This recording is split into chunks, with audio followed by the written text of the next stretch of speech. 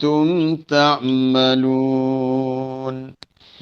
ثم تردون إلى عالم والشهادة فينبئكم بما كنتم تعملون.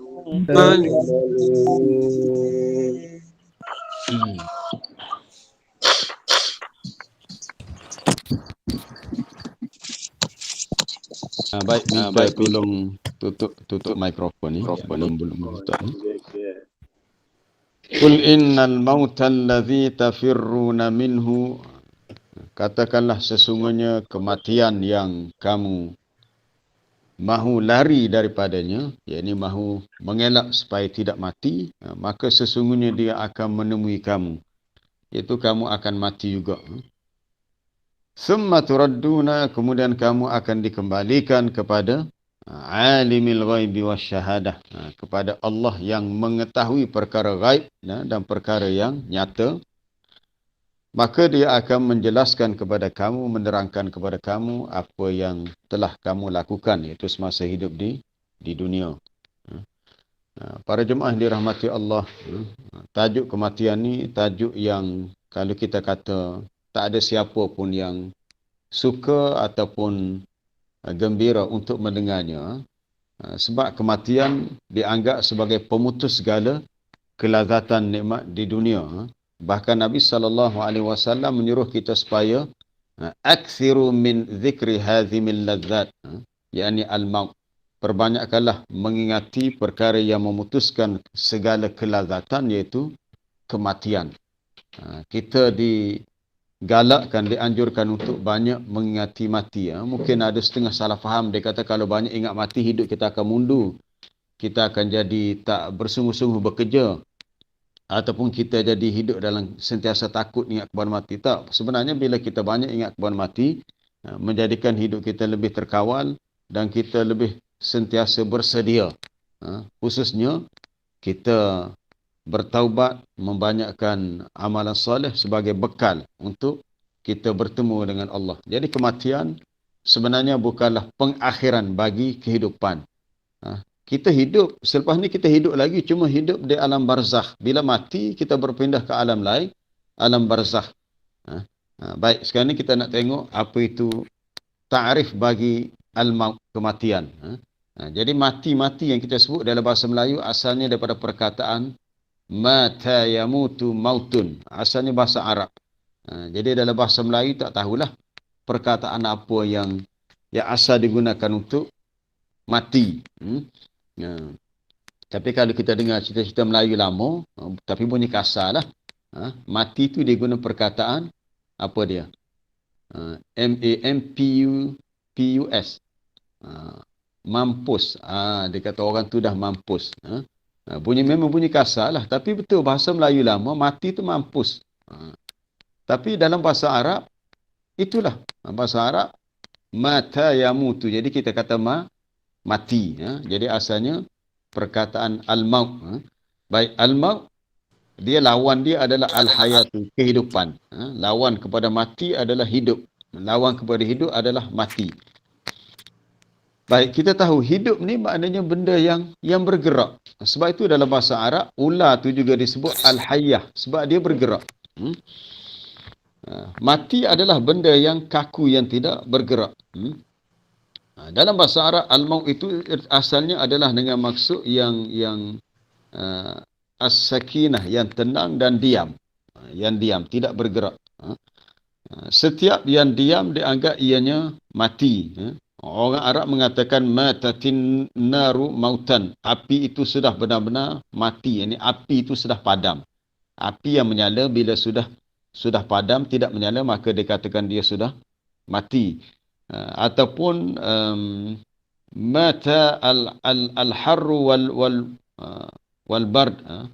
Telah matilah kepanasan dan kesejukan. Maknanya mati apa dia, panas itu sudah reda dan dingin itu sudah berakhir.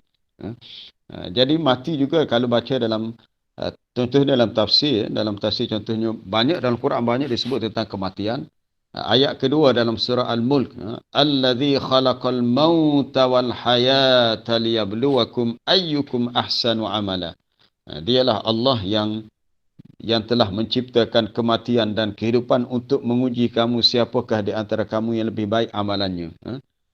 Al-maut di sini ada ulama tafsir kata maksudnya adamul hayatil ma'rufah. Tidak ada kehidupan yang diketahui. Jadi kalau benda-benda yang kaku di rumah kita macam almari, kerusi, meja tu dianggap benda yang mati. Adapun manusia yang bernyawa hidup, binatang yang bernyawa hidup. Pokok kayu tumbuh-tumbuhan tu dianggap hidup. Tapi hidup dengan cara dia lah. Bukan hidup dengan cara bergerak, tapi pokok kayu juga lebih besar dia dianggap hidup. Yang mati ialah benda yang tidak bernyawa. Tapi di sisi Allah, semua benda yang hidup, yang mati, semuanya bertasbih. Itu banyak dah kita bincang dalam ayat-ayat yang berkenaan dengan bertasbih kepada Allah segala yang di langit dan di bumi. Baik, kembali kepada manusia. Adapun manusia ni asalnya kita ni mati. Asalnya kita ni mati. Semalam pun saya dah post dalam grup kita berhubung dengan kita ni 2 kali mati, 2 kali hidup. Kita ni 2 kali mati, 2 kali hidup. Antara ayat yang kita boleh rujuk ialah dalam surah Al-Baqarah. Ayat yang ke-28. Ayat 28, muka surat 5. Kaifa takfuruna billahi. Bagaimana kamu wahai manusia boleh kufur engkar dengan Allah. Maksudnya kamu tidak mahu beriman dengannya, tidak mahu beribadat kepadanya, padahal asalnya kamu wa kuntum amwata, asalnya kamu wahai manusia mati, asalnya kita ni mati. Fa ahyakum, maka Allah Taala hidupkan kamu itu dengan cara kita diciptakan lahir ke dunia oleh ibu yang melahirkan kita, adanya ayah ibu. Lepas hidup, summa yumitukum, kemudian dia mematikan kamu. Summa yuhyikum, kemudian dia kembali menghidupkan kamu. Summa ilaihi turja'un, kemudian kepadanya lah, kepada Allah jualah kamu dikembalikan. Jadi asalnya kita ni dalam keadaan mati, amwata. Kita semua mati. Amwat itu adalah jamak daripada al-mayyit. Seorang yang mati, mayyit. Bila ramai mati, amwat. Asalnya kita ni tiada. Tapi seawal kita diciptakan bersama dengan, selepas Allah Ta'ala ciptakan Nabi Adam, maka Allah Ta'ala ciptakan roh bagi zuriat Nabi Adam, anak cucunya, termasuk kita semua. Cuma ketika itu wujudnya kita adalah bentuk roh.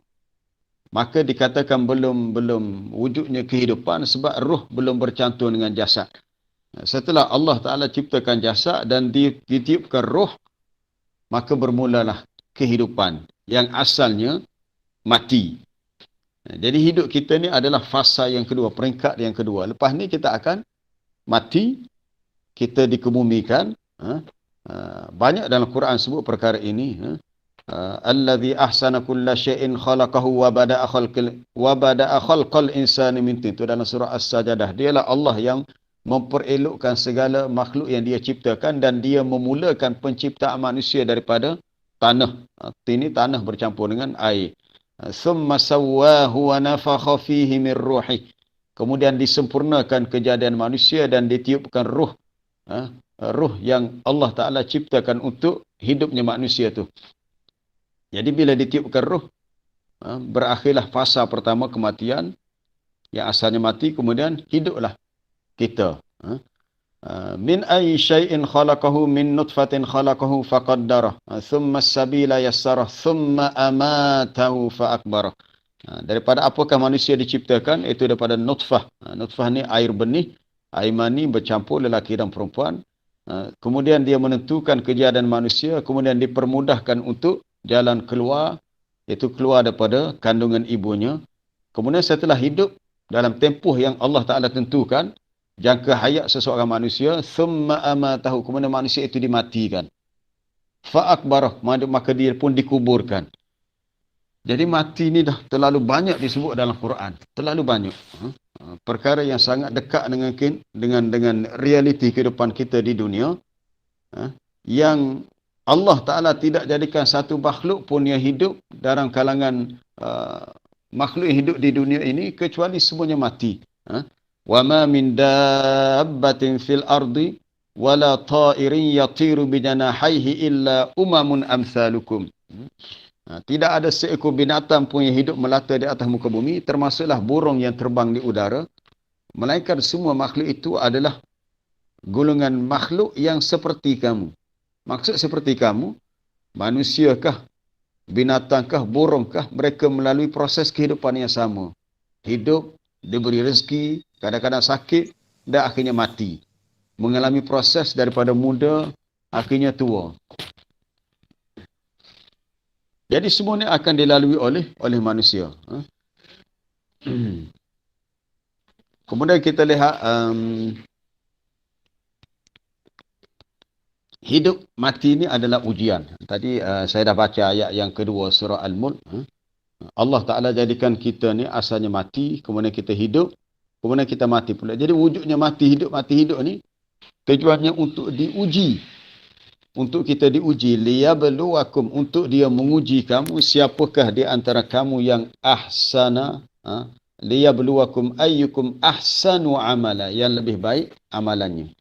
Jadi tujuan kita hidupkan, lepas ni kita akan mati untuk diuji. Nanti kita kena ingat, kita ni sedang diuji. Apa ujian itu? Ujian ialah siapa di antara kita yang mentaati perintah-perintah Allah dalam ajaran agamanya, dalam syariat agamanya. Siapa yang taat dan siapa yang sebaliknya. Jadi kita ni diuji.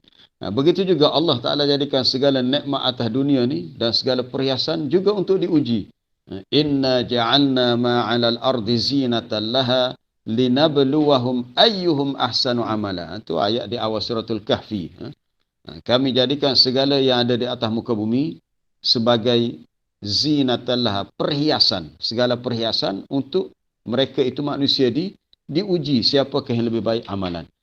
Jadi bila kita diuji dan kita sedang diuji, sudah tentu kita ni mahu menjadi orang yang lulus dan berjaya dalam ujian, bukan orang yang gagal. Para jemaah yang dirahmati Allah, kita nak pergi kepada perbincangan yang berikutnya. Itu saya pun dah masukkan persoalan-persoalan itu dalam apa dia kita punya bersama link kita malam tadi. Apabila seseorang tu mati ataupun apabila kita mati nanti, siapa sebenarnya yang mematikan kita? Persoalannya, adakah Allah Ta'ala yang mematikan kita ataupun malakul maut? Kalau tepat kita masyhur dengan sebutan malaikat Israel. Jadi para jemaah kena tahulah, Israel ini tidak sabit dalam Quran dan Sunnah. Tak ada pun nama malaikat Israel. Ianya hanya disebut dalam riwayat Israiliyat. Yang sabit dalam Quran, dalam hadis Nabi adalah malakul maut. Contohnya dalam surah As-Sajadah. Qul yatawaffakum malakul mautil ladzi wukkila bikum. Katakanlah, yang mematikan kamu wahai manusia adalah malakul maut, malaikat maut. Malakul maut. Jangan baca malikul maut. Kalau baca malik, mana raja kematian. Bukan raja, malaikat. Malakul maut. Lam bagi hatah. Allazi wukila bikum, yang diwakilkan kepada kamu. Jadi sebenarnya yang mematikan kita adalah Allah. Allah Ta'ala yang mematikan kita. Itu Allah Ta'ala serahkan tugas untuk mengambil nyawa manusia. Diserahkan tugas itu kepada para malaikatnya. Jadi malaikat yang cabut nyawa ni ramai sebenarnya. Selepas dicabut nyawa, diserahkan roh yang orang yang dah mati itu kepada malakul maut. Ini banyak perbincangan ulama yang kita kena tengok ke semua ayat. Itu yang pertamanya dalam surah Al-An'am ayat 60. Surah Al-An'am ayat 60. Tajuk kita ini tajuk tentang mati. Iaitu ayat 60 muka surat 135. Macam biasalah, kita dah tadabbur ni, kita kena banyak buka-buka muka surat. Tengok muka surat tu, tengok surah ni. Muka surat 135 ayat 60 dan ayat 61. Wa huwal ladzi yatawaffakum bil-lail. Dan dialah ini Allah yang mematikan kamu di waktu malam. Maksud mati di sini adalah tidur. Bila kita tidur, sebenarnya setiap malam kita mati. Itu mati yang sementara lah. Ataupun disebut mati yang sekejap. Tapi sebenarnya bila kita tidur, kita dah mati dah. Bukan mati yang selamat, mati yang sementara. Allah Ta'ala mengetahui apa yang kamu usaha di waktu siang. Thumma yab'atsukum fih. Kemudian dia membangkitkan kamu. Maksud bangkit di sini, menyedarkan kamu daripada tidur. Kita dah tidur malam tadi, pagi kita sedar, Alhamdulillah. Kenapa Allah Ta'ala jadikan kita boleh bangun pagi? Liyuqda ajalum musamma, untuk diselesaikan tempoh yang telah ditetapkan. Maksud selesai tempoh ni ialah kematian kita belum tiba. Pagi esok, bila kita bangun daripada tidur, ya, macam pagi ni, Alhamdulillah, kita masih diberi peluang untuk hidup, kita masih bernyawa. Setiap kali kita bangun tidur, kita memuji Allah. Alhamdulillahilladzi ahyana ba'dama amatana. Segala puji bagi Allah yang telah menghidupkan kami selepas dia mematikan kami. Maksud mati di sini masa tidur tu lah. Tidur dianggap mati yang bersifat sementara. Ataupun dalam doa yang lain, Alhamdulillahilladzi radda alayya ruhi wa azina li bi dhikrihi wa afani fi jasadi. Segala puji bagi Allah yang telah mengembalikan kepadaku ruhku. Alhamdulillahilladzi radda alayya ruhi. Segala puji bagi Allah yang mengembalikan kepadaku ruhku. Yang ini bila kita sedar pada tidur, ruh kita dikembalikan dalam jasad. Yang ini sebahagian ruh kita tu dah tiada sebab kita tidur. Dia mengizinkan aku untuk mengingatinya, dan dia memberi kesihatan yang baik pada tubuh badanku. Baik. Untuk sambungan ayat 61 surah Al-An'am, wa huwal qahiru fawqa ibadih. Dialah Allah yang maha kuasa ke atas hamba-hambanya. Wa yursilu alaikum hafazah. Dialah yang menghantar kepada kamu malaikat penjaga. Hafazah, malaikat penjaga. Jadi setiap kita ni ada malaikat yang jaga kita. Selain daripada raqib atid depan, pada depan pula ada kiri kanan. Adanya mu'akibat, malaikat yang bersih ganti jaga kita depan dan belakang. Jadi malaikat ni terus menjaga kita hatta idza jaa ahadakumul mautu tawaffathu rusuluna wa hum la yufarritun. Sehingga apabila datangnya kematian kepada seseorang di antara kamu, bila datangnya kematian, tawaffathu rusuluna, lalu dia dimatikan oleh rasul-rasul kami. Jadi para jemaah boleh perhatikan ayat 61 surah Al-An'am. Allah Ta'ala sebut rusuluna. Rusuluna, rasul-rasul kami. Maksud rasul ni bukan rasul dari kalangan manusia, dari kalangan malaikat. Jadi bila berlaku kematian kepada seseorang, bukan ramai, ni seorang. Hatta idza jaa ahadakumul maut. Ahada merujuk kepada seorang. Dalam ramai-ramai itu tiba-tiba ada seorang meninggal. Seorang yang meninggal ni, yang tawaffathu, yang mewafatkan dia, mematikan dia tu, rusuluna, rasul-rasul kami, malaikat-malaikat yang kami utuskan. Dalam tafsiran ada ini, para ulama mengatakan, malaikat yang ditugaskan untuk mencabut nyawa orang mati ni bukan satu, bukan dua, tiga, ramai. Dengan perlahan-lahan dicabut daripada hujung kaki sampai ke kepala. Kemudian diserahkan kepada malakul maut. Lalu datanglah malaikat yang lain membawa kafanun min akfanil jannah, kain kapan daripada syurga, dengan ada hanutun wangiannya. Kalau roh itu orang, kalau yang mati itu orang yang beriman, dibawa kapan daripada syurga dan dibawa naik ke atas. Itu cerita selepas matilah. Baik. Dan malaikat itu la yufarritun, tidak cuai. Jadi berdasarkan ayat 61, malaikat yang mengambil nyawa kita ni ramai. Baik. Kemudian ayat dalam surah As-Sajadah yang telah dibacakan tadi, dalam surah As-Sajadah, Qul yatawaffakum malakul maut, katakanlah yang mematikan kamu adalah malakul maut. Itu ayat yang ke-11 dalam surah As-Sajadah. Itu merujuk kepada satu malaikat yang dia punya tugas utama dia mencabut nyawa. Yang lain-lain, malaikat yang ramai-ramai tadi itu sebagai pembantu dia. Kalau kita baca dalam syarah para ulama, itu merujuk kepada dia punya a'wanuhu, pembantu-pembantu untuk malakul maut, ramailah. Jadi malakul maut ni, adakah malakul maut ni seorang ataupun satu ataupun ramai? Ia lebih kepada kata sifat. Kita melihat di sini malakul maut, malaikat maut. Malaikat yang tugas dia untuk bawa roh manusia yang telah dikeluarkan daripada jasad. Kalau roh tu roh yang baik, maka ditempatkan di suatu tempat yang mulia yang disebut illiyin. Kalla inna kitabal abrari lafi illiyin.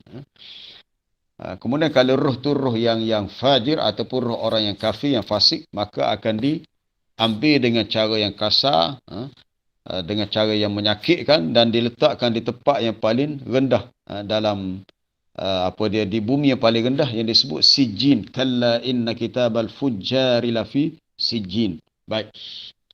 Kemudian dalam ayat 42 surah Az-Zumar. Jadi ada 3 surah ni, surah Al-An'am, surah Sejadah dan surah Az-Zumar.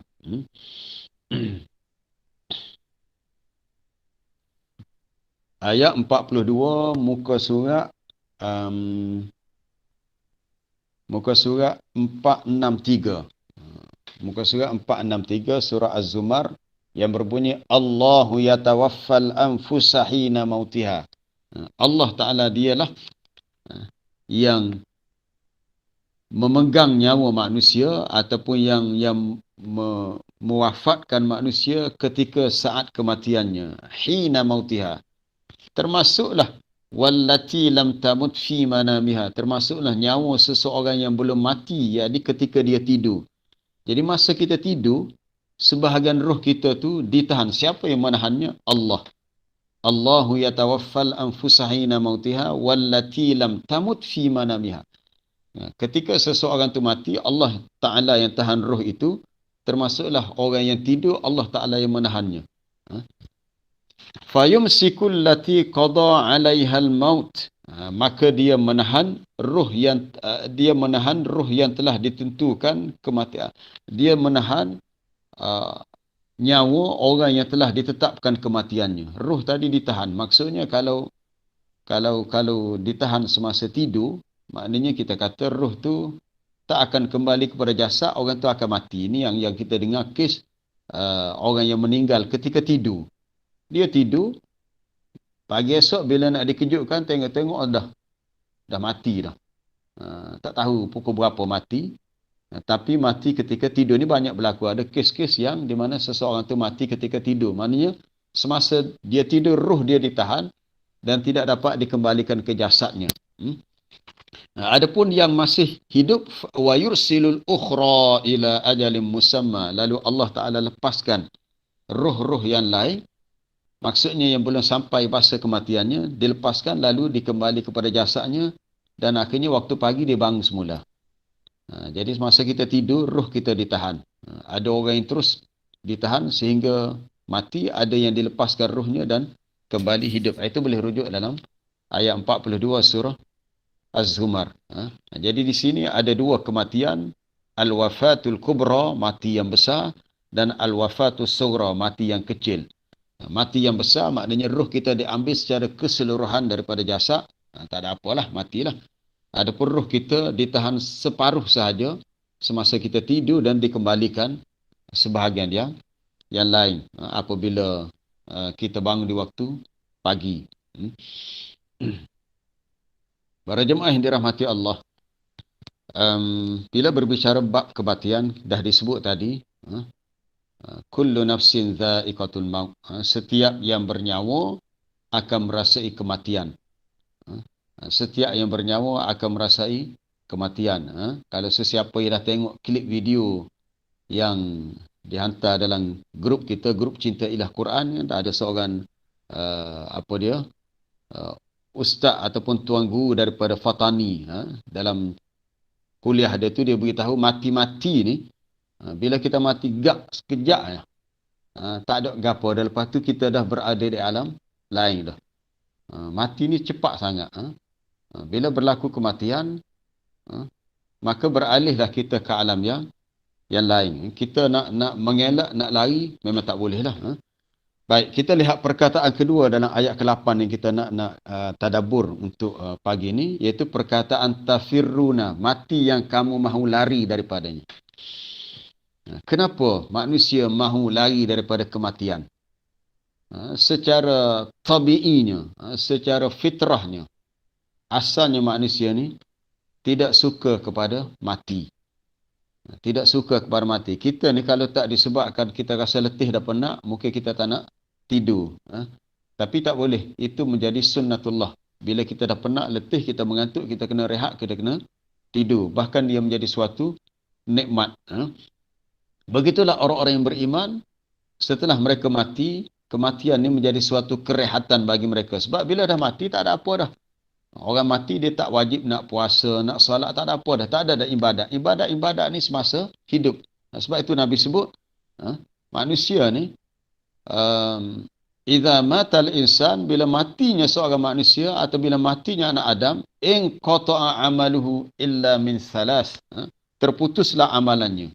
Sebab orang mati ni dia tak boleh buat apa dah, nak baca Quran tak boleh, nak solat tak boleh, nak pergi ke pasar pun tak boleh, terputus amalannya. Kecuali 3 perkara yang dianggap tidak putus pahalanya, walaupun dia dah tak beramal tapi tetap dapat pahala seolah-olah dia masih beramal. Itu yang pertama adalah apa dia? Anak soleh yang mendoakan untuk ibu bapanya. Yang kedua, sedekah jariah.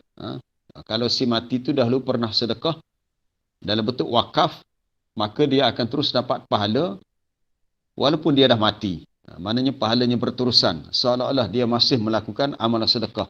Dan yang ketiga, ilmin yuntafa'u bihi. Kalau dia ada meninggalkan ilmu-ilmu yang dapat diambil manfaat oleh orang lain, maka si mati itu akan dapat pahala yang berterusan, seolah-olah dia masih beramal walaupun dia sebenarnya sudah tidak melakukan amalan apa-apa dah, sebab dia dah mati. Jadi mati ini adalah satu kepastian. Semua manusia mati. Nabi-nabi dan Rasul mati, manusia biasa mati, raja mati, rakyat mati, orang kampung mati, orang bandar mati, semua mati. Kullu nafsin dha'iqatul maut. Innaka mayyitun wa innahum mayyitun. Sesungguhnya engkau ya Muhammad akan mati dan mereka juga mayyitun, mati juga. Ketika berlakunya peristiwa kewafatan Nabi sallallahu alaihi wasallam, ini masyhur dalam sejarah, apabila tersebar khabar mengatakan Nabi SAW sudah wafat, antara sahabat yang payah nak terima berita ni adalah Sayyidina Umar Ibn Al-Khattab, kerana sayangnya ia kepada Nabi. Terkejut dia dan seolah-olah dia tak percaya Nabi itu dah meninggal, dah wafat.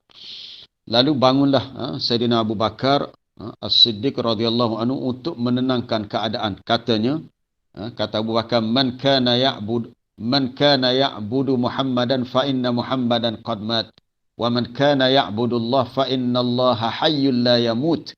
Sesiapa yang menyembah Muhammad, maka Muhammad itu dia telah mati. Sesiapa yang menyembah Allah, maka sesungguhnya Allah Ta'ala itu bersifat maha hidup dan dia tidak mati.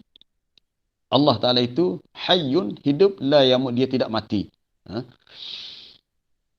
Lalu Abu Bakar pun baca ayat, wa ma Muhammadun illa rasulun qad khalat min qablihi rusul. Tiadalah Muhammad itu melainkan seorang rasul dan telah berlalu sebelumnya beberapa orang rasul. Afa imma ta'au qutila, maka jika dia mati, jika Muhammad itu dah mati ataupun dia dibunuh, in qalabtum ala aqabikum, Allah Ta'ala tanya, adakah kamu akan berpaling ke belakang? Maksud berpaling ke belakang ialah adakah kamu akan murtad, kembali kepada agama jahiliah dengan sebab Nabi Muhammad SAW sudah mati. Wa man yanqalib ala aqibai falan yadurrallaha syai'a. Sesiapa yang kembali ke belakang, undur kepada agama jahiliah, murtad, maka dia tidak akan membahayakan Allah apa-apa pun. Dalam ayat tu memang jelas Allah Ta'ala sebut afa immata, kalau dia mati. Memang akhirnya Nabi SAW bila sampai ajalnya, baginda pun meninggal juga.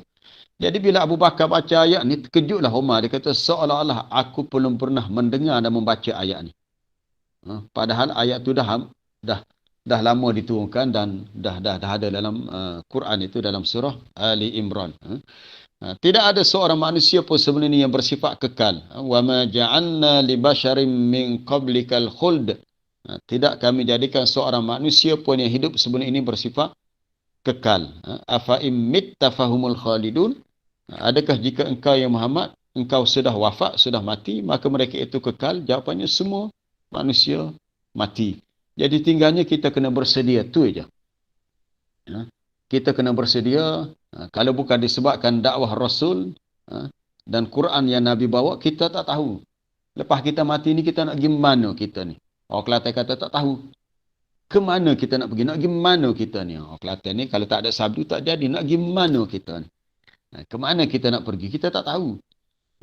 Sebab tak ada seorang pun yang sudah mati bangun daripada kubur cerita pengalaman kematian dan apa yang mereka lalui dalam kubur ni. Datang malaikat, muka nakir, beri soalan begini. Tak ada seorang pun yang dah mati cerita balik. Yang pergi terus pergi. Cuma kita yang masih hidup dan tahu apa yang kita akan lalui, maka kita pun bersedia.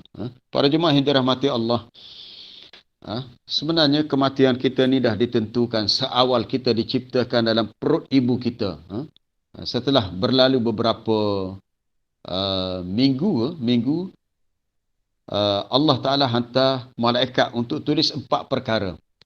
Bikat bi rizkihi wa ajalihi wa amalihi.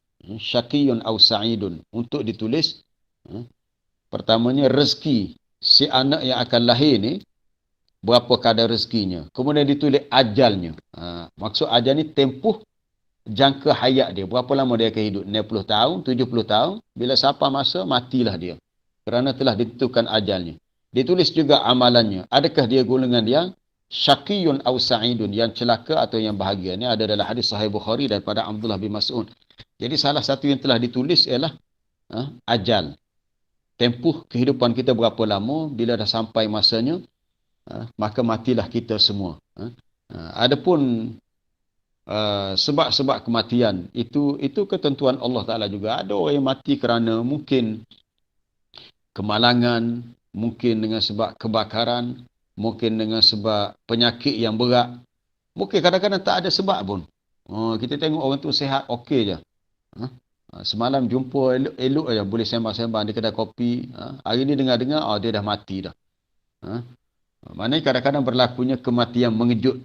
Seseorang yang dilihat sihat, tidak sakit, tiba-tiba dia meninggal dunia. Itu adalah ketentuan Allah. Allah Ta'ala boleh menjadikan berlakunya kematian walaupun seseorang tu tak ada sakit, walaupun dia mungkin masih muda lagi. Jangan dia ingat, kalau yang bagi yang masih muda lah, dia ingat, tak apa, saya ni muda lagi, lambat lagi, itu tak. Kematian ni dia tidak ukur dia sudut tua atau muda. Berapa ramai datuk-datuk yang usianya sudah 70, 80, tapi cucu dia hak baru umur 10 tahun, 12 tahun, dah meninggal dunia. Ataupun si anak pergi dahulu sebelum bapanya. Cucu dulu yang pergi sebelum datuknya. Satu hari ketika salah seorang anak Nabi, kalau tak silap saya namanya Zainab. Zainab satu hari kematian anaknya. Anak dia tu cucu Nabi lah. Maka sedihlah dia atas kematian anaknya. Bila sampai khabar berita, Nabi beritahu, Nabi kata, Inna lillahi ma akhadha wa lahu ma a'ta wa kullu syai'in bi ajalin musamma fal tasbir wal tahtasib. Itu ada dalam hadis Sahih Bukhari. Sesungguhnya bagi Allah, segala yang dia berikan kepada kita tu milik dia. Yang dia ambil daripada kita pun hak dia juga. Inna lillahi ma akhadha. Apa yang Allah Ta'ala ambil, maksud ambil nyawa benda tu. Kalau anak kita dah mengambil nyawa anak kita, dia dah mati, ataupun ibu bapa kita yang meninggal, mereka semua adalah milik Allah. Yang dia ambil daripada kita milik dia, yang dia berikan kepada kita pun milik dia juga. Kadang-kadang kita ni kat rumah kita ada pelihara kucing. Kita sayang kepada kucing. Bila dia mati, ada perasaan sedih. Walaupun dia hanya seekor kucing, ada perasaan sedih. Sebab dulu masa hidup dia bersama dengan kita, sekarang dia dah mati. Maka hadis ini mengingatkan kepada kita, kita terpaksa berpisah dengan apa yang kita sayangi apabila benda itu sudah mati, dan kita pun akan mati juga. Maka suruhlah, pesanlah kepada dia, dan Nabi beritahu, wa kullu syai'in, setiap sesuatu tu bi ajalin musamma, ada tempoh yang telah ditentukan. Mana tempoh jangka hayat dia tu telah ditentukan. Berapa lama dia akan hidup.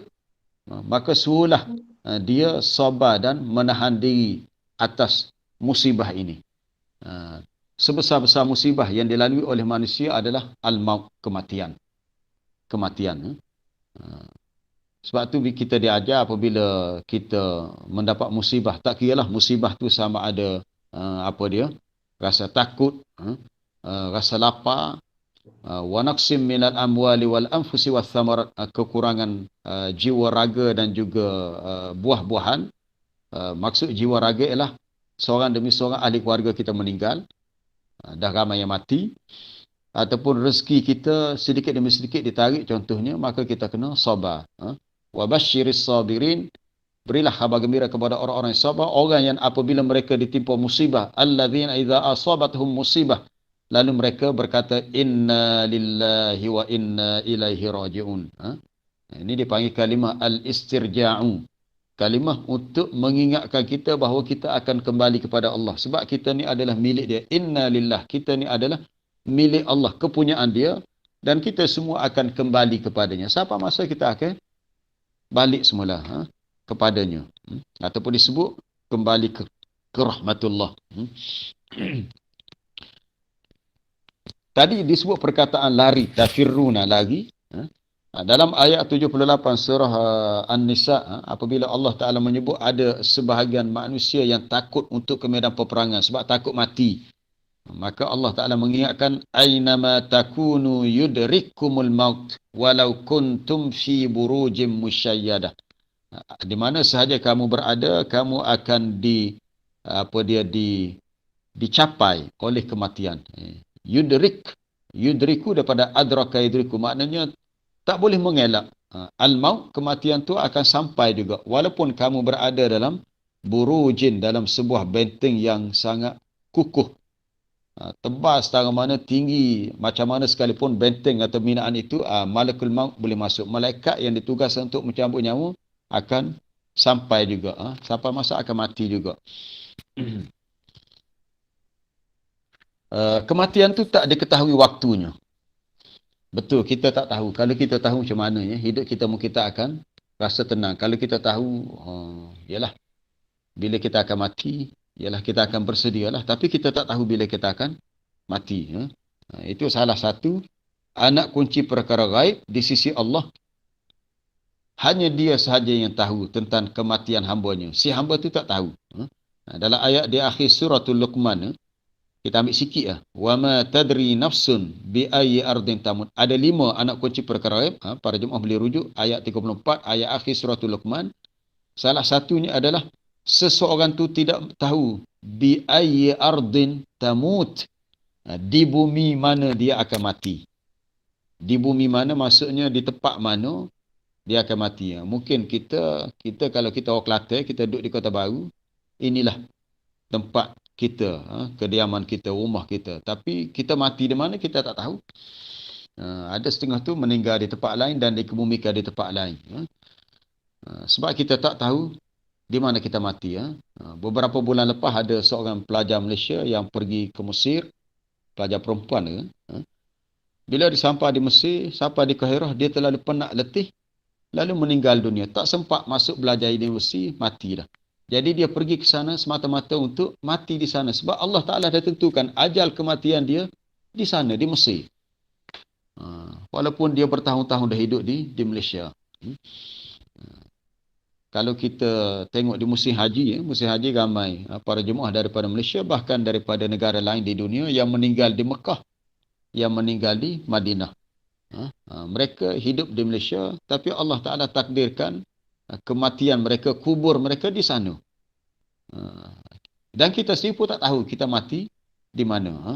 Tapi yang pentingnya kita semua akan mati dan kita kena bersedia dengan kematian. Para jemaah yang dirahmati Allah, bagaimana saat-saat kematian kita? Salah satu yang kita kena ingat, adanya gangguan syaitan. Syaitan akan mengganggu kita, betul. Ada disebut dalam hadis Nabi, syaitan akan mengganggu kita. Bahkan Nabi mengajar doa supaya kita minta perlindungan dengan Allah agar kita dijaga daripada gangguan syaitan. Allahumma inni a'udzubika min an yatakhabbatani asyaitanu 'indal maut. Allahumma inni a'udzubika min an yatakhabbatani asyaitanu 'indal maut. Ya Allah, aku berlindung denganmu daripada diganggu kacau. Yatakhabbat, diganggu kacau, diusik oleh syaitan ketika saat kematian. Itulah saat yang paling kritikal. Paling kritikal. Ada kisah yang khusus ni tentang bab mati ketika Imam Ahmad bin Hanbal saat kematian dia. Tapi sebenarnya belum mati, dia pengsan. Ada cerita disebut oleh anak dia, Abdullah bin Ahmad, dalam kitab Az-Zuhud. Macam mana ayah dia, Imam Ahmad, menghadapi keadaan macam ni. Dia cerita dia telah diganggu oleh syaitan.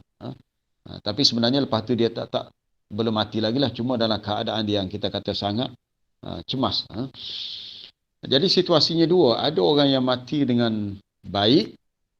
Ada orang mati dengan cara yang tidak baik. Na'udzubillah. Yang mati dengan baik adalah orang-orang yang disebut sebagai golongan yang beriman. Itu para jemaah boleh rujuk dalam ayat. Banyak, bab kematian ni cukup banyak kalau kita nak kaitkan dengan ayat-ayat lain dalam Quran.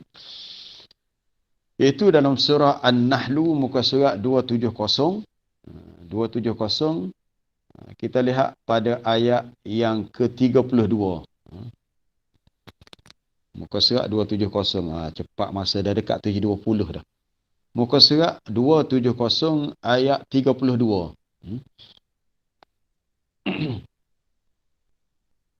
Kita lihat ayat sebelumnya, ayat 31. Allah Ta'ala beritahu, Jannatu adnin yadkhulunaha. Itulah dia syurga adnin yang mereka akan masukinya.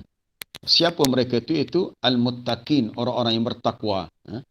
Orang-orang yang bertakwa akan masuk dalam syurga adnin yang mengalir di bawahnya al-anhar, sungai-sungai. Lahum fiha ma yasha'un, dalam syurga itu bagi mereka apa yang mereka kehendaki. Kadzalika yajzillahul muttaqin. Demikianlah Allah Ta'ala memberi balasan kepada orang-orang yang bertakwa. Lalu Allah Ta'ala menyatakan dalam ayat 32 bagaimana orang takwa ini dimatikan. Allazina tatawaffahumul malaikatu tayyibin. Orang-orang yang dimatikan oleh malaikat. Malaikat tadilah kita baca dalam surah Sajadah dan surah Al-An'am tadi. Rusuluna dengan malakul maut tadi. Orang-orang yang apabila mereka dimatikan oleh malaikat, itu tayyibin, dalam keadaan baik. Tayyibin, baik.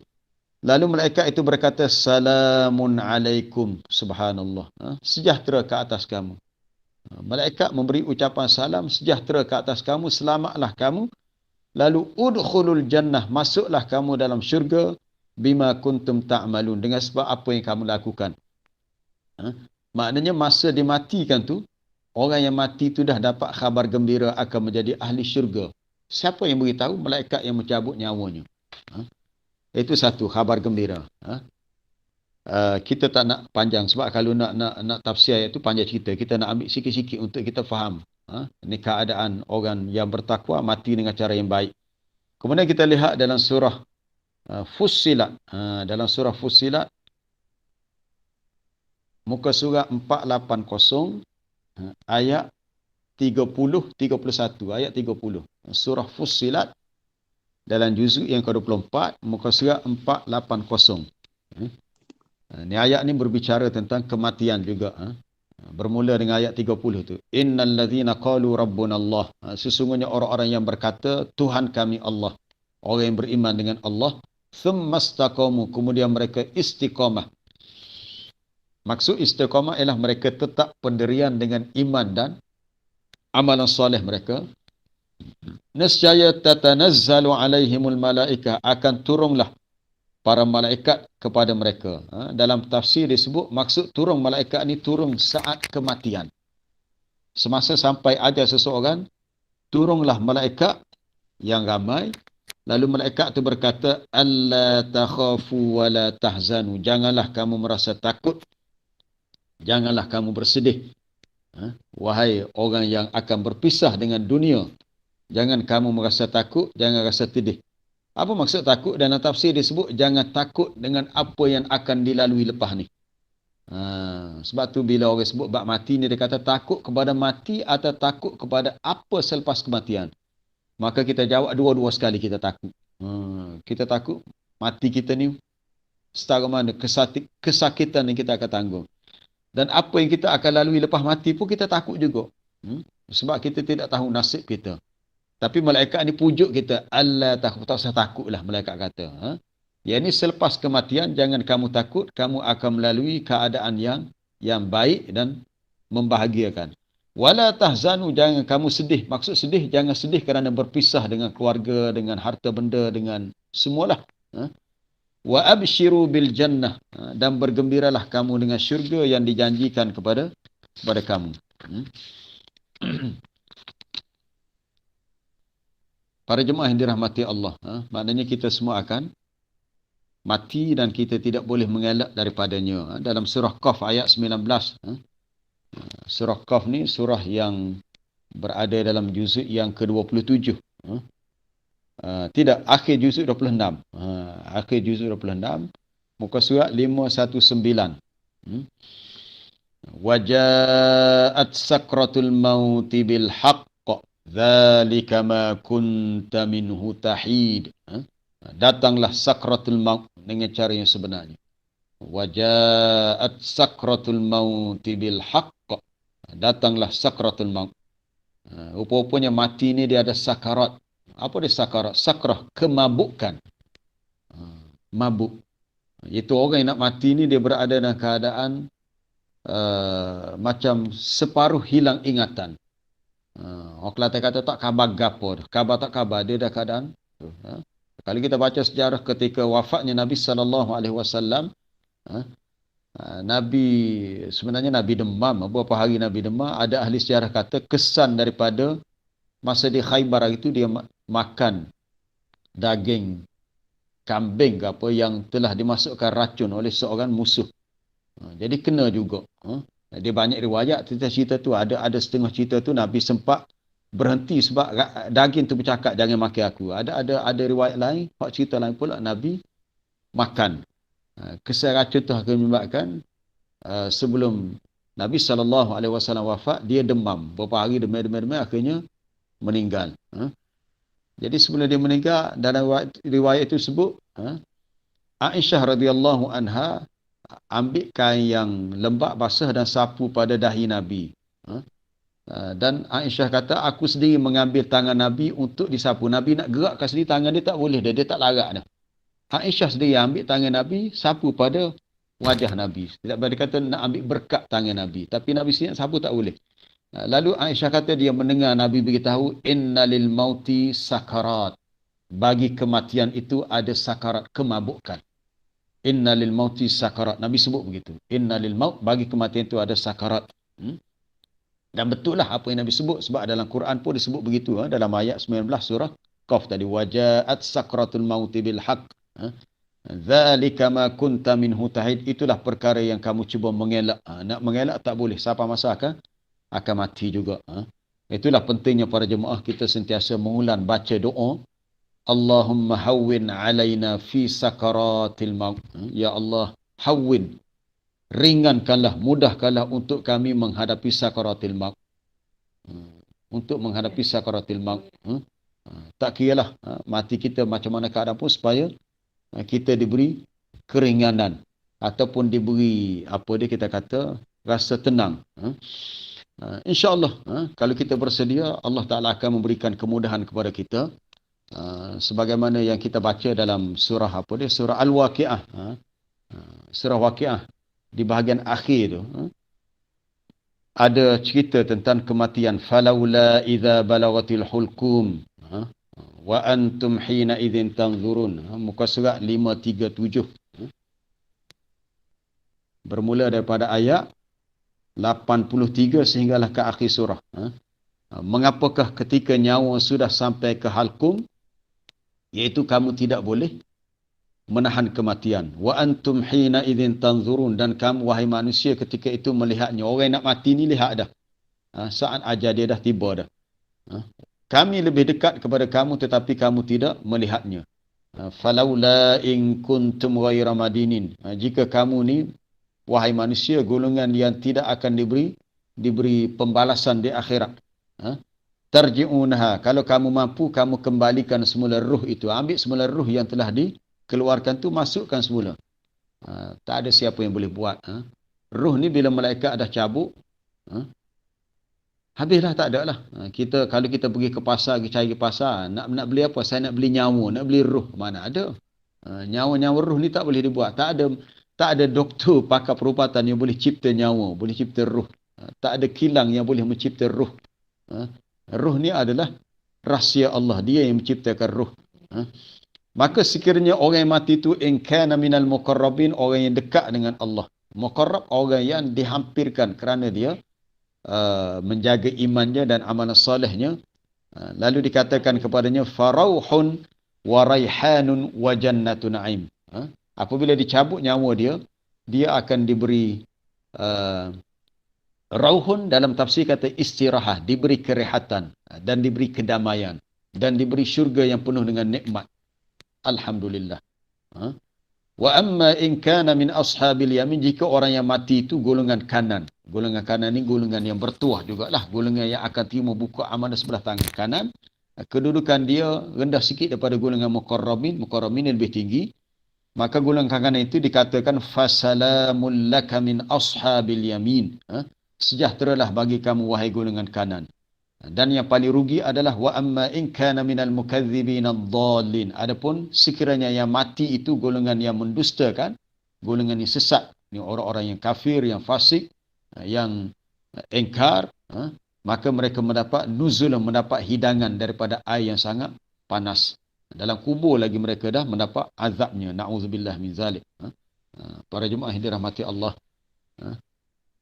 Sebab itulah bila kita terasa hati kita ni keras, kita leka dengan kehidupan dunia, kita ni banyak fikir tentang perhiasan dunia.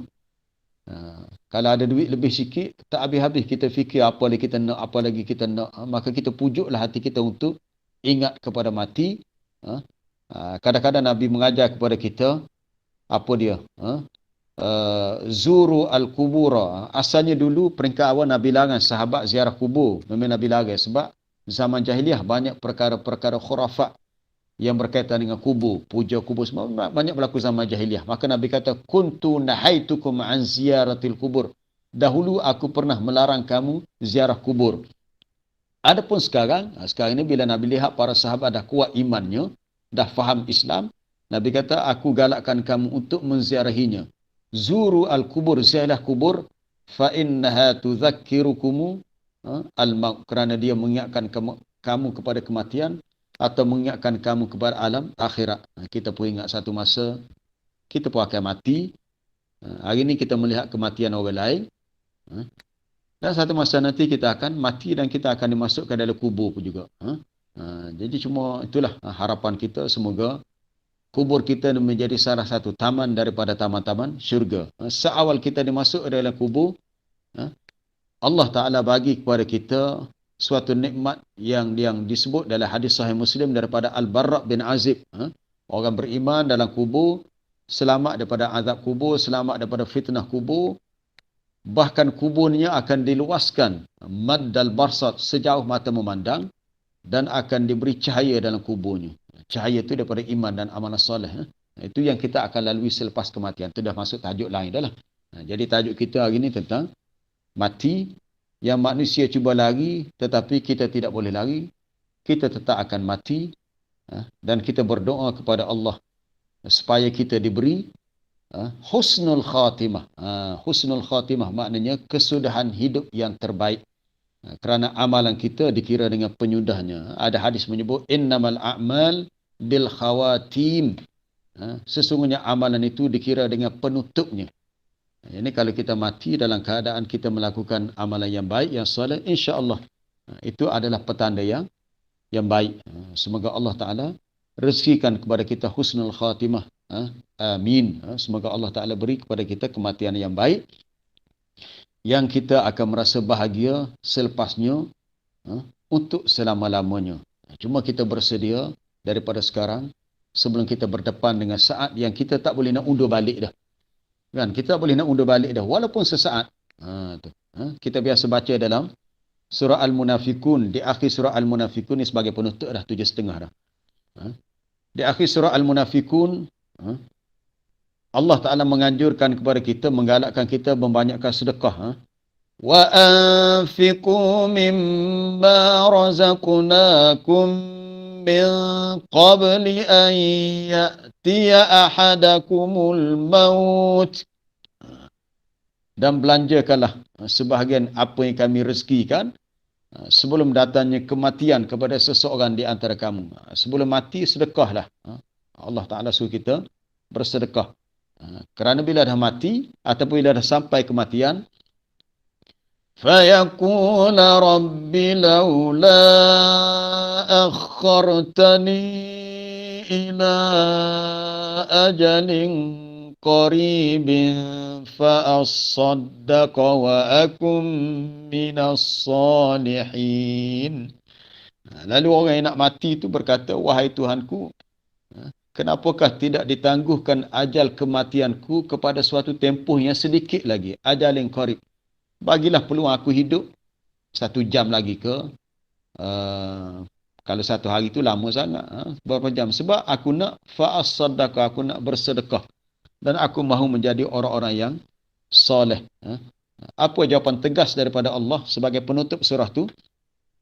وَلَنْ يُؤَخِّرَ اللَّهُ نَفْسًا إِذَا جَاءَ أَجَلُهَا. Allah Ta'ala sekali-kali tidak akan menangguhkan ajal kematian seseorang bila sudah sampai waktunya. Bila sampai hari itulah, masa itulah tepat. Dia tidak akan terlambat atau tercepat. Wallahu alam, cukuplah untuk perbincangan kita tajuk hari ini tentang kematian. Ada soalan? Bolehkah kita baca tasbih subhanallah dalam solat selepas habis? Akhir apa tadi? Allah tak gila dah. Tasbih subhanallah selepas solat. Kalau selepas solat, selepas tasyahud akhir, kita disunatkan membanyakkan doa. Tempat doa semasa sujud dan selepas tasyahud akhir. Itu doa. Kalau untuk tasbih, masa rokok dan sujud. Baik, ada soalan lain? Assalamualaikum, Ya, salam. Ustaz. Cikgu. Boleh Ustaz jelaskan ni mati tu disembelih di antara syurga dan neraka. Ya, betul. Yang kedua Ustaz, nak tanya ni, ada kelebihan kau tidak tanah kubur ni? Contohnya Madinah ada kubur Baqi', di Mekah ada kubur Ma'la, kemudian di Malaysia ni, contohnya di Kelantan ni kubur Bangor. Orang Soho lah, ulama-ulama mati situ belakang. Wallahu alam. Ya. Jadi untuk soalan pertama tentang kematian itu disembelih, betul ada dalam hadis Sahih Bukhari. Di akhirat nanti apabila ahli syurga dah masuk ke dalam syurga, ahli neraka dah masuk ke neraka, lalu Allah Ta'ala mendatangkan, itu malaikat akan bawa seekor kibas. Kibas itu kambing yang sempurna, dan semua yang melihatnya tahu kibas tu adalah al-maut, kematian. Kematian yang telah ditukar rupa dalam bentuk seekor kibas. Kemudian disembelih. Lalu dikatakan fala maut, tak ada lagi mati. Di akhirat nanti tak ada lagi mati. Mati hanya di dunia. Lalu bila ahli syurga, ahli neraka melihatnya, bertambahlah kegembiraan ahli syurga, maknanya mereka akan hidup selama-lama dalam syurga, tak ada mati dah.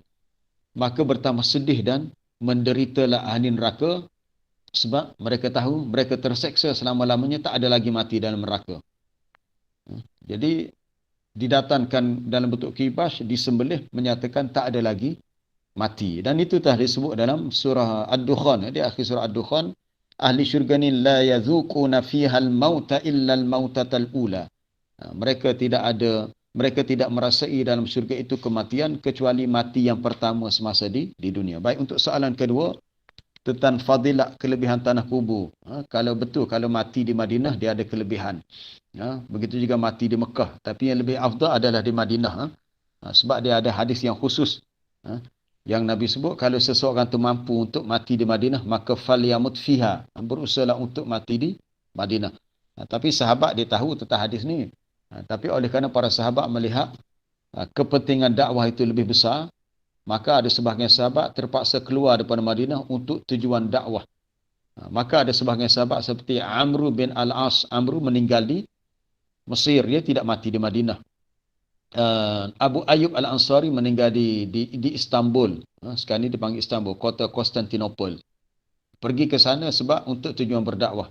Dan ramai lagi sahabat-sahabat lain. Ibnu Abbas bukan meninggal di Madinah, tapi meninggal di Taif. Jadi mereka ni keluar daripada Madinah dengan tujuan untuk dakwah, untuk sebarkan Islam, dan mereka meninggal di bumi lain. Antara sahabat yang berdoa supaya mati di Madinah untuk dapat kelebihan di situ ialah seperti Umar ibn al-Khattab. Ada hadis yang menyebut dia pernah berdoa, Allahumma ja'al mauti fi baladi rasulika. Ya Allah, jadikanlah kematianku di bumi Rasulmu. Betul lah. Akhirnya Sayyidina Umar meninggal di Madinah. Sedih kisah dia, ya. Dia mati ditikam oleh seorang majusi, ya, ketika salat subuh. Tapi akhirnya kematiannya di Madinah jugalah. Jadi kalau untuk tanah-tanah kubur yang lain, setahu saya tak ada fadilat, sama aja. Sama. Kalau seseorang tu mengatakan ada fadilat khusus, maka dia kena bawakan dalilnya. Kena bawakan dalil. Kita tak boleh nak mengisbatkan atau menetapkan sesuatu fadilat melainkan ada dalilnya. Kalau kita hanya membuat andaian, kita kata kubur ni banyak fadilat sebab kubur di kampung saya ni, tempat ni ramai orang-orang soleh, orang-orang alim yang meninggal di sini. Dia keberkatan pada orang alim tu ialah pada mereka sahaja, dia tidak ada berjangkit pada orang lain. Kita kena faham. Sebagaimana kita kata orang alim ni berkat pada ilmunya, ialah nisbah kepada ilmu. Kita nak berkat ialah kita mengambil ilmu yang dia ajar dan kita mengamalkannya. Adapun berkat nisbah kepada jasad, itu berlaku kepada Nabi SAW. Jadi kalau kita nak itlakkan, kita kata berkat kawasan kubur ni sebab di sini ramai orang-orang alim dan orang-orang soleh yang dikuburkan di sini, itu perlu kepada dalil yang khusus. Jadi kalau ada yang berpendapat begitu, itu terpulang kepada dia lah. Cuma kita melihat perkara itu perlu disabitkan dengan ada rujukan dalil yang jelas. Wallahu a'lam. Ada soalan lain? Sikit lagi, 5 minit lagi. Assalamualaikum. Jadi kita terima kasihlah Ustaz di atas perkongsian pada pagi ni. Jadi kematian ni adalah suatu kemestian, kewajipan. Jadi sayanya sekadar nak tahu lebih jelas lagi tentang apakah amalan ataupun yang perlu kita utamakan dalam kehidupan sehari-hari untuk kita menghadapi kematian ni. Yang baca Quran, sedekah tu memang kita tahu. Apakah yang lebih afdal bagi? Sekian, terima kasih Ustaz. Ya. Amalan untuk kita menghadapi kematian. Yang nombor satu sekali adalah kita menjaga iman kita. Biasanya bila kita sebut amalan ni, ramai orang faham amalan ni baca Quran, zikir, puasa, solat. Kita lupa bahawasanya iman kita tu adalah amalan juga, amalan hati. Dipanggil a'mal qalbiyah, amal hati. Ada satu ayat di akhir surah Al-Mu'minun, apabila Allah Ta'ala sebut, hatta idza jaa ahadahumul mautu qala rabbirji'uni la'alli a'malu salihan fima taraktu. Boleh rujuk di akhir surah Al-Mu'minun, 2 muka surat sebelum berakhirnya surah tu. Sehingga apabila datang kematian kepada seseorang di antara mereka, lalu mereka berkata, wahai Tuhan, kembalikan aku hidup, mudah-mudahan aku dapat melakukan amalan soleh. Orang yang nak mati ni dalam ayat ni, ulama tafsir seperti Ibn Katsir sebut, sama ada orang Islam yang banyak dosa ataupun yang mati dalam kekafiran, mereka bercita-cita untuk hidup kembali supaya boleh melakukan amalan soleh. Kalau orang mati, amalan solehnya adalah mahu beriman.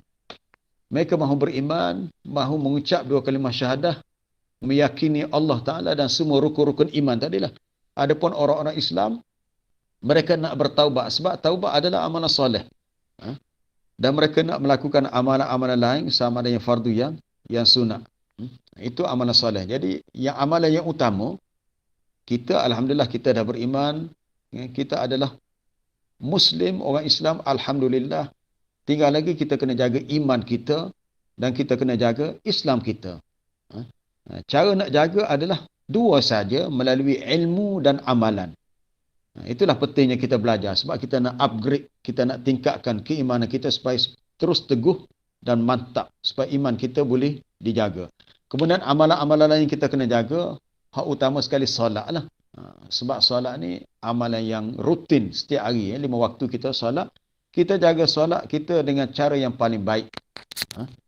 Antaranya yang Nabi sebut, solat ni sesiapa yang menjaganya, memeliharanya, kanat lahu nuran wa najatan wa burhana. Solat itu akan menjadi cahaya, penyelamat dan pembantu bagi dia di akhirat nanti. Sesiapa yang tidak menjaga solatnya, maka tidak ada baginya cahaya, tidak ada penyelamat baginya.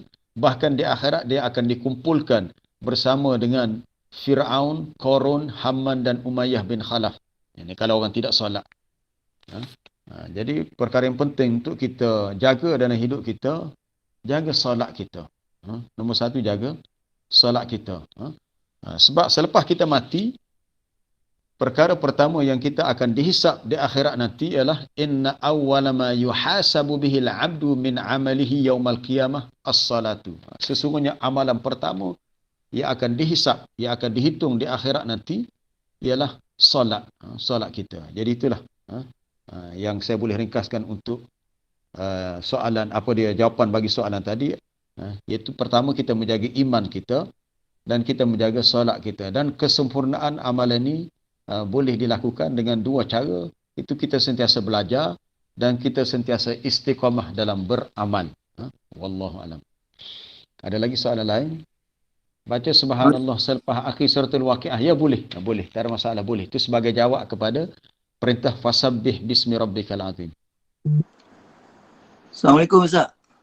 Assalam. Ya, baik. Ni peminat air atas kubur ni, Ya. hilang dah Ustaz ada. Macam mana dengan blinder ni? Adakah dikira bina air atas kubur? Tentang bina atas kubur, betul. Larangan tu ada dalam hadis Sahih Muslim, jelas. Kata Jabir, hadis daripada Jabir, antara perkara yang Nabi larang kepada kami adalah antaranya adalah yuq'ada alaihi, duduk atas kubur dilarang. Buat bina atas kubur termasuklah tajusus, diwarnakan, dicatkan. Itu di antara perkara yang dilarang. Jadi soalnya, apakah cara kubur yang standard mengikut sunnah Nabi? Kalau bagi para jemaah yang pernah ke Mekah, ke Madinah lah, kubur Baqi' kita tengok kan, kubur Baqi' di Madinah tu, bila kita masuk dalam kubur Baqi' yang luas tu, dia ada laluan, ada jalan je untuk kita pergi, sebab dia luas.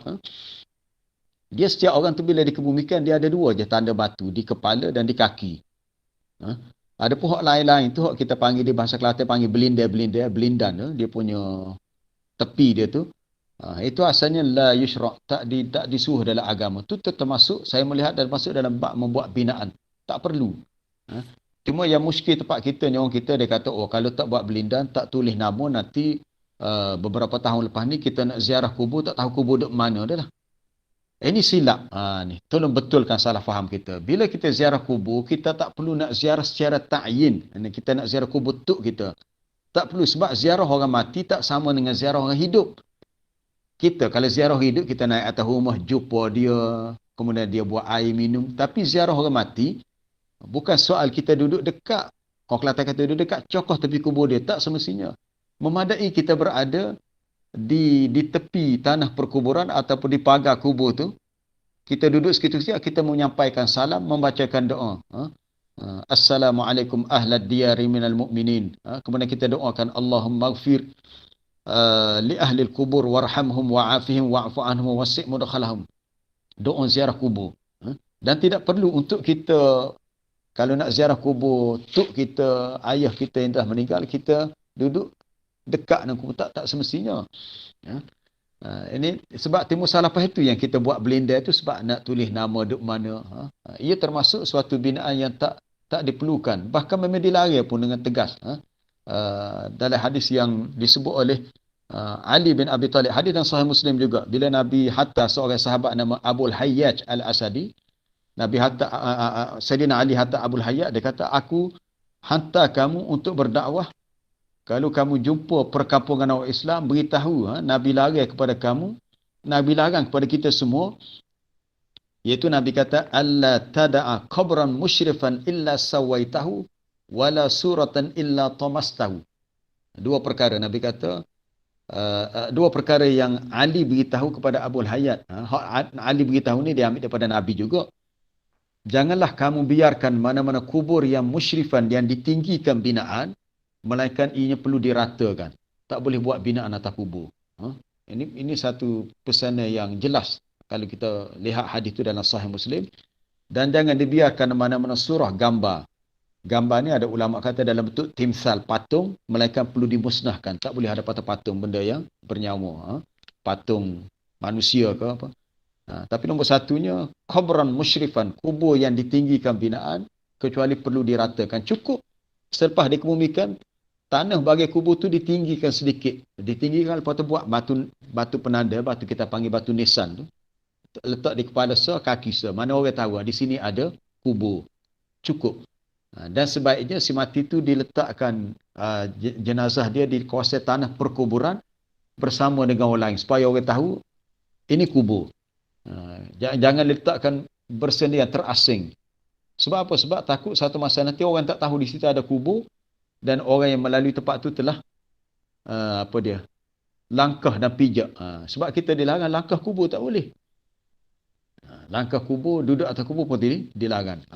Jadi buat binaan sesuatu yang sebenarnya dilarang oleh Nabi, cukup letak batu penanda. Wallahu alam. Bolehkah masukkan doa ketika habis? InsyaAllah doa untuk hadapi sakratul maut tu insyaAllah saya akan masuk.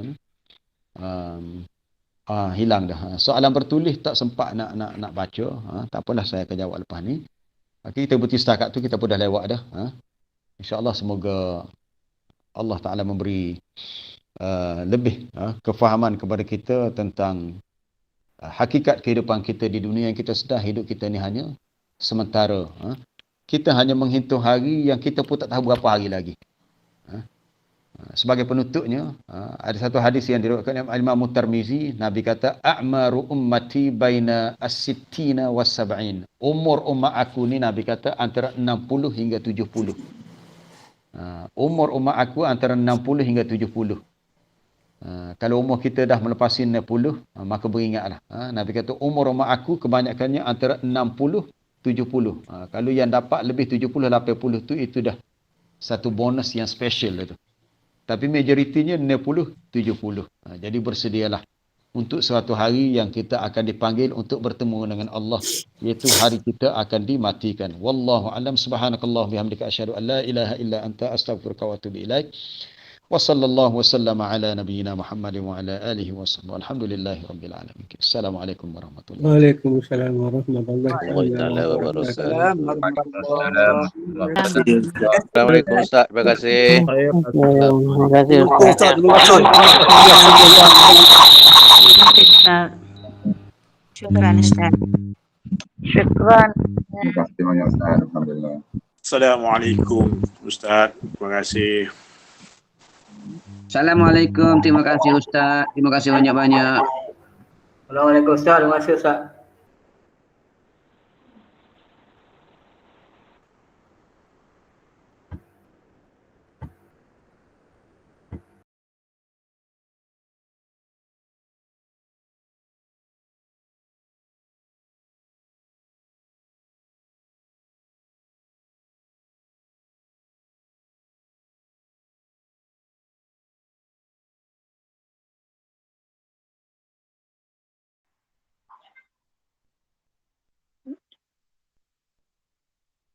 Jazakallah khairan.